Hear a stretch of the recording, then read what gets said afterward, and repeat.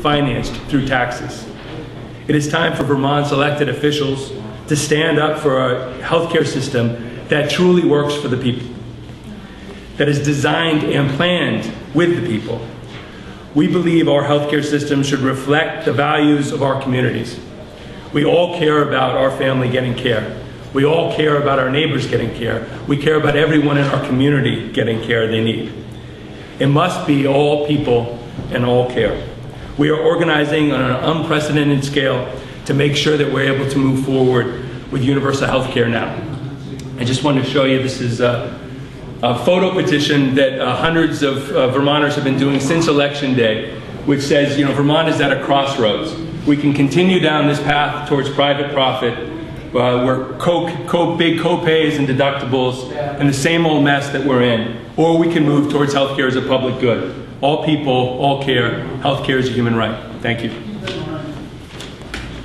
And our final speaker today is Bram Kleppner. He's the CEO of Danforth Pewter and the chair of the board of Vermont Cure.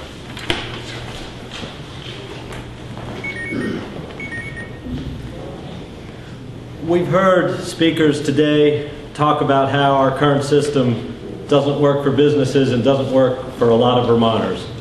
The system works pretty well if you're employed at a company that provides health insurance. But it does not work if you're unemployed. It does not work if you're self-employed. And for that small group for whom it does work, it's going to stop working soon, as we've heard the costs are rising in an unsustainable manner. No one ever said that providing health care to people through insurance provided through their place of work was a good idea. The system we have now is a result of unintended consequences of decisions made decades and decades ago. The election changed the composition of the legislature a bit here and in Washington, but it did not change the fact that our current system doesn't work for a lot of people and is going to stop working for the few people for whom it does work. It also did not change the fact that Green Mountain Care, as envisioned in Act 48, represents the best thinking in Vermont, based on the best thinking and the best experience from around the world on how to provide quality care to all Vermonters at the minimum cost. Thank you. Great. So we have time for a couple questions, if there's any. What makes you so confident that the election results on November 4th were not tied to healthcare in any way, shape, or form? Well, I can just speak from my own experience, having worked with about 24 candidates. None of them really said when they went door to door, or even when I was going door to door with them, we had to answer questions, why are you moving forward on universal health care? There were other issues. Property tax were on people's minds, certainly the failure of the website of Vermont Health Connect were on their mind, but no one ever said we shouldn't extend publicly funded health care to everyone. In addition, although there was a net loss of Democrats in the House, there were many victories by Democrats in districts where pro-single payer challengers won in tough districts. I count Chip Troiano and Hardwick Walden, Robb and Tangeman in Middletown Springs, Steve Berry in Manchester. These are not necessarily strong Democratic districts, and pro-single payer candidates won. In addition, many incumbents who were pro-single payer, who predicted to have tough races, Sarah Buxton, Gene Sullivan, Joanna Cole, Tommy Waltz, Susan Hatch Davis, they were in tough districts, but they all won. And when I think back to Act 60, there was a lot more of a turnover in what I would call strong Democratic districts than we saw today. Peter, you've said before that you thought the governor could have helped this push towards universal health care a lot by coming out before the election with a plan to show people how this is going to impact them, to give them a sort of pocketbook sense of what Green Mountain Care will mean for them. Is that still hobbling your effort when you're standing up here telling people that you're pushing towards something better when they don't really know what it is? Right. Well, first, let me just say, Morgan, hindsight's 20/20, right? I mean, I'm really smart when I'm looking back and saying what could have happened, it should have happened. I'm not always so great saying what we do moving forward. So hindsight's easy, but I do believe that and this is what I've been saying, as soon as we have details about what Green Mountain Care will mean to the members of all these groups, how much you're going to pay, what doctor can I see, how much is it going to cost, me and my family, we will be able to convince Vermonters that moving to universal health care is a good thing. It was like that with Catamount Health. Before we had a chance to tell Vermonters, this is how much Catamount was going to cost you, this is what you're going to get, this is what your deductible is going to look like, the support was so-so. Once the benefit package came out, We really got traction with it, and it was able to pass. And I think the same exact thing will be for Green Mountain Care. Once we can tell Vermonters, this is how much it's going to cost, this is what you're going to get, and yes, you can see your doctor, we'll see strong public support for the program. Do you have any concerns that the opponents are going to say the report is compromised because of the revelations regarding and the comments from the consultant? No. Why not? He clearly said lack of transparency was a plus. Here we are, you rattled off all the things we don't know about Green Mountain Care's future. Clearly this planning process has been anything but transparent. Why isn't Jonathan Gruber a concern? I would actually argue that the planning process has been anything but transparent. I mean, to me, transparency is when a decision is being made that's final and the public is not involved. No decisions have been made. The governor is coming up with a plan. He is going to release that plan, and there will be plenty of public debate. All of these groups would not be standing here today if we thought this wasn't a transparent plan. Do you mind me speaking to you on that one? Right. But the plan was due 2 years ago. Okay, and it's late, and a lot of things are late, okay? But no decision has been made that's affecting Vermonters yet. The plan is going to be released. Yes, it's late. To me, that's semi-relevant. But when it's released, transparency is about, do Vermonters have the opportunity to understand how the plan was developed, and then have most importantly, have a chance to weigh in on making the plan meet their needs. As James said, a plan that's going to work for all people. So to me, the lack of transparency, it doesn't fit yet. If you talk to me in February, and if someone presents me something that's a done deal, that's a lack of transparency. But I know the administration and the legislature would never tolerate that. So this is for the NEA, the VSEA, and those folks. You guys are pushing for benefits that mirror what you have now. Do you think that that's a realistic burden for taxpayers to shoulder when you're talking about what benefits can be paid for, especially when this becomes a recurring budget item for the state? Well, I can just speak for my members. What we're really interested in is having health care for all of our kids and their families, and we think that that is a worthy investment. And if our kids are healthy and their families are healthy, it's really going to change things across the state. You want to answer that? I'll just say from VSEA's point of view, our health care plan historically has had a good record in terms of costs, keeping costs relatively low and growing at a slower pace than many other health care plans in the state, while at the same time producing excellent outcomes. So that's why we think that we also have a plan that is in place in the state and is humming along and is working.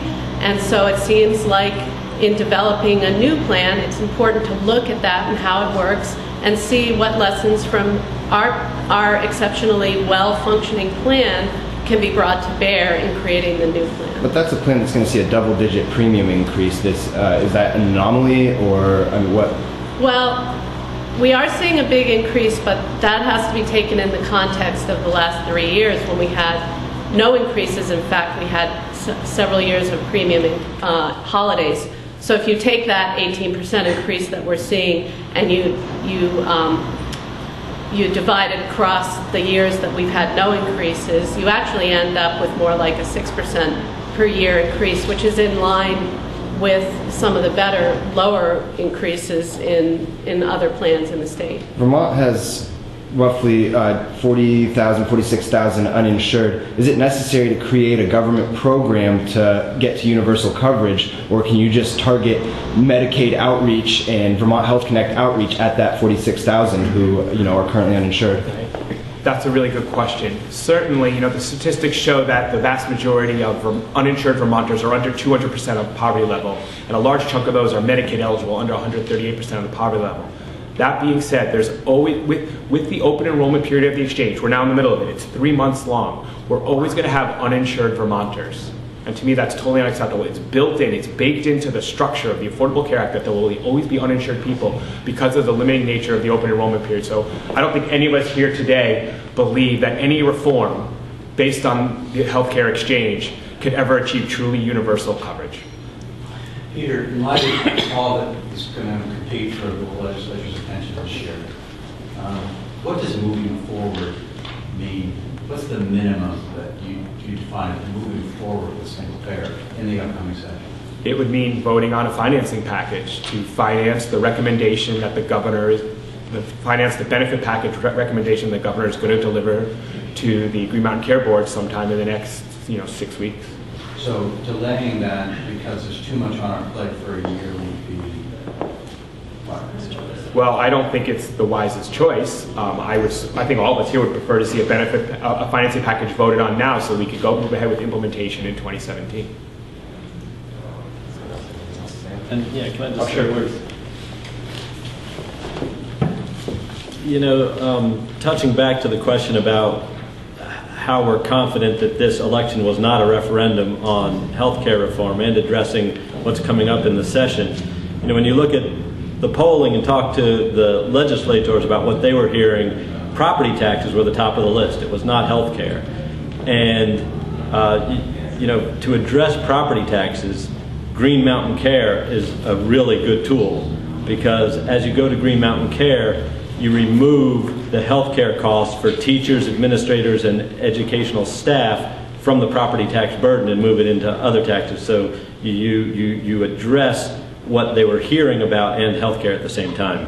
But do you think the property taxes where people currently pay that versus any other tax that would bear that burden, do you think Vermonters care about which system they're being taxed on or the raw dollar amount they're paying? I think they care about the raw dollar amount, but I also think that switching to a more equitable taxing system to pay for education will reduce the dollar amount for the people who can least afford it, and will probably increase it for people who can afford it more. So it'll be a fair distribution of the tax burden to finance healthcare and education. You're a member of the Governor's Business Advisory Council. Are you confident from your knowledge in that process that the financing plan that comes out in January is going to be palatable to business? The Advisory Council, first of all, we're sworn to secrecy, so I apologize if I'm vague in answering this question. But the Advisory Council is made up of a lot of business people from across the state geographically, from businesses small like Danforth Pewter to large businesses in all different industries. And I will tell you, the governor and his team are getting an earful from all of those businesses, and each proposal that draft proposal they're putting in front of us is getting vetted very carefully in all of its aspects by people from the business community, looking at it from every way it'll possibly affect all the different businesses in Vermont. Is there a Citizens Advisory Council? I mean, James, do you have a seat at this table too? Are your folks being consulted? There is. There's another healthcare consumers council that there's members of the Healthcare Human Rights Campaign and a lot of other advocate groups on. And this is a process. We don't think democracy is a spectator sport. People have to be involved in this. We're waiting for these proposals. We have been waiting a long time. We have had input on it. People across Vermont have. We could use more, and we're going to need to have everyone be involved, coming out to this place, going down to the Green Mountain Care Board to make sure your voices are heard as we move forward this big transition. But it is something that people have been fighting for in the state for decades. And we hear from people all over the country that there's a healthcare crisis that was not solved by the Affordable Care Act, that people are looking to Vermont for leadership on this. So I promised to get folks out of here, my people out of here by 11. So I maybe take one more question. All right, great. Well, thank you all for coming. So most will be around if you have any other questions. So thank you all for coming, and thanks to everyone here.